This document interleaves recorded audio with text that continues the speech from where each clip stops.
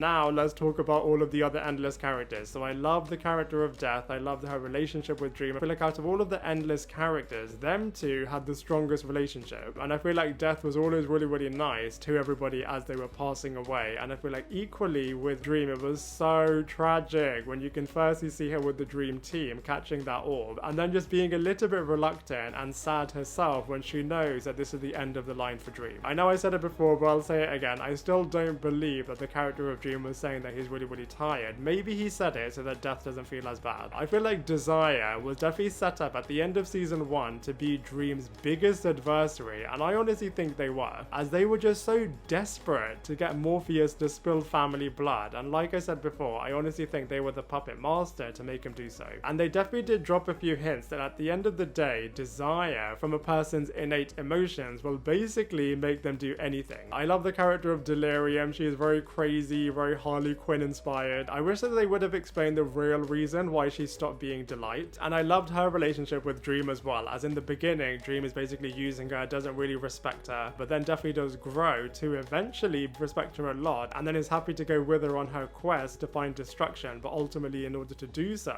he had to reacquaint himself with his long lost son. And I definitely feel like there could have been another way for Orpheus to have continued on living. Maybe Dream could have helped him somehow find his body again. Maybe he could have brought him into the dreaming. I feel like he could have done something instead of spilling family blood. Despair is the character that we never really know that much about. I did like the fact that when she was in her funeral speech, she was referencing the other Despair that passed away before her, and actually that is comics accurate. And even though there were only 1 or 2 scenes really where it was Despair and Dream, I feel like they could have been interesting if they had really explored that partnering a little bit more. And then Destiny is very stoic, very serious, very distant, and I kind of hated his line when he was speaking at the funeral where he was like, look, eventually everyone that has passed will be forgotten. And then I loved it that Lucian was like, look, I will never forget Morpheus because I'm so connected to him. So overall, I'm sure you can tell, I absolutely loved the Sandman. I loved this world, I loved this universe, loved the characters, loved all of the casting. I wish it was still ongoing and that we truly got that 4-season vision, but I'm at least very grateful for the 20 episodes that we did properly get. And I just feel like there's so many stories and inspirations, incidentally enough, that Dream was able to pass on to everybody. And even though it was truly heart-wrenching and emotional, at least we got a conclusion to the storyline.